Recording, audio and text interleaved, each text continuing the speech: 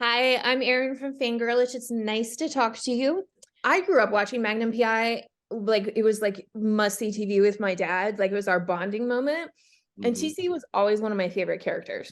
Um, and I was on Reddit last night because I was trying to prepare for this because I'm kind of biased. Like I spoke to Tim yesterday and I felt bad because I was like, I'm kind of biased. I really am looking forward to TC because it's just like such memories for me. So Yeah. anyhow, on Reddit, I came across this thread that said that Magnum is really the glue that holds the group together.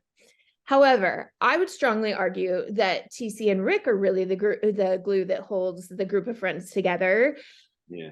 What do you think TC's role is in this group of friends? Well, I'll take the words right out of the writers and the showrunner's mouth, and that is that TC is the moral compass of the show. Okay, Yeah. I would see that. I would say that. Yeah. I can totally see that. He's unwaveringly loyal to his friends and his or as we say here, his family, Ohana in Hawaii. He's unwaveringly loyal to the point of his own detriment sometimes, in my Yeah. opinion. Yeah, definitely. He needs to learn to put himself a little bit first, just It saying. sounds a little bit like me. Yeah. I feel it. I understand that. Uh-huh, uh-huh. I feel like TC is such an iconic character, especially, in the original series, like, Robert Mosley did such a great job. However, I feel that like you brought such as your own spin to TC and made him honor the essence of the original character. Mhm. However, you brought your own spin to him so that he doesn't feel the same. So how do you think your TC is like the original? And what do you feel that you brought to him that wasn't in the original series? Well, I always get questions about Magnum's mustache, right? It's kind of weird because we had the shave for the for a military scene recently, and Mm-hmm. we have all these advisors, and they switch up, and one advisor tells you this, another advisor tells you that. But my mustache right now is kind of similar to the original TC mustache, and it would have been cool if I could have brought it down just a little bit more. But one of the first things I remember talking to Roger E. Mosley about, I reached out to him and I asked for his advice. One, he told me, I don't have any advice for you. You don't even know if you have a show yet, right? So he said, call me when you have a season 2. That's when you know you have a show. And now look at us, we're in season 5. But he said, he called me one day. He would call me and do these little drive-by calls, I called him. And he called me and he said, you sure you want to have that beard out there in that hot Hawaii? Later, alligator.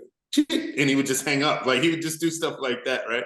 So that's definitely one difference. And I would normally say it's not a big deal, but everybody talks about the mustache. So, my TC has a beard, and we're in that time of beards, and he didn't have a beard. That's one big difference.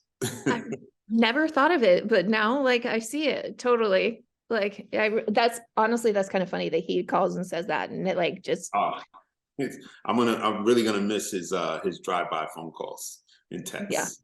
Yeah. Uh, why do you think that fans are so passionate about this iteration of the show?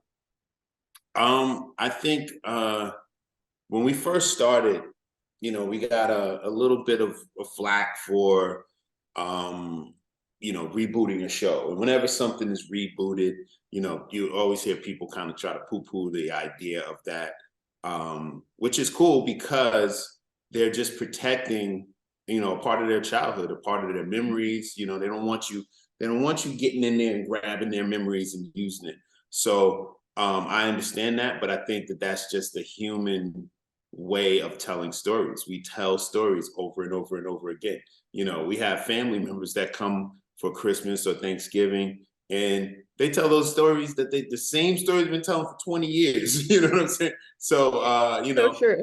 that's just how we tell. That's a part of human storytelling. So, hopefully, 20 years, 30 years from now, there'll be another new TC, and I can pass the torch on to him.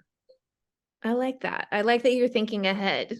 Oh Also, it reminds me of how many times I've heard the same stories from family, but love that. yeah. Definitely. So this show, the fifth season, feels like a totally brand new show from the first four seasons. And I kind of love it because it's definitely kind of sexier, but it's also like kind of more action filled. But I also love the fact that they're showing more of everyone's lives besides Magnum and Higgins. No offense to them, love the characters, but there's more. So what do you hope for TC this season, like, and for seasons hopefully beyond? Well, the beauty of the other characters, I think, is that we're speaking of storytelling, like we're getting used to long form storytelling, right? Like the days of just going to a movie and getting to know a character for 2 hours and then the movie's over is kind of, that's going by the wayside, which is why they keep rebooting movies, because it's like, hey, at least we already know about these guys, right? But I've had several seasons to arc storylines. The Cade storyline was a whole season, and now it's continuing into this season. I think that the TC world is getting bigger. The Rick world is getting bigger. And it just makes the show more interesting. A lot of people might come for the Magnum and Higgins romance, which is like, that's some amazing bait to put on the hook, right? But then you get there and it's like, wait a minute, it's a whole lot more meat here too. I'm going to enjoy the rest of this show as well. So I'm looking forward to it. Speaking of the romance, like I've seen through episode 6 and I was dying laughing when you guys found the necklace underneath the bed. Because of course, like it just, But one thing I loved was the scene where TC and Rick were, just flat out asked Magnum, and the way that like you guys really felt like a brotherhood, like when he responded, and like just the look on your face, and you gave him that like little uppercut jab and stuff. Yeah. I feel like you guys are a family. So I want to know, what's the biggest lesson that this show has taught you and that your co-stars have taught you? Because I think you learn from family. Believe it or not, those guys have actually taught me to, because I'll sit outside, I'll miss going to set to sign autographs, right? So, I just won't ever stop. Like, I don't have a boundary in that way, which is terrible. They've taught me that I have to put up some level of boundary with the fandom. But I try to be as available to the fans as I possibly can. Because we owe those guys. We owe the fans big time. But I learned from them in that way. I learned some like, ins and outs of the business in terms of just business. I like where to save your money and things like that. Because those guys they've had their big break a lot sooner than I did. So I take that as an advantage, because I can come in the mistakes that they made. I don't have to make those mistakes because I can just listen, right? And we are truly an actual brotherhood. At one point, when we first got here, for the first month and a half, we all stayed in the same apartment because I was trying to save my money to move out, right? Jay, this is a testament to how awesome he is. He had an extra bedroom and he let me stay there. He even put me on a lease. You know what I mean? Yeah, he put me on a lease because somebody was like, who's this guy walking around? And he was like, oh, I don't like that. I didn't like that guy asked who he were. So he put me on a lease, So it was me, Jay, and Zach, and we got really close. And then Purdy would come over all the time too. So there was this like tight-knit bond from the very beginning. And I think, I believe that's what you're seeing on television. Yeah, no, 100%.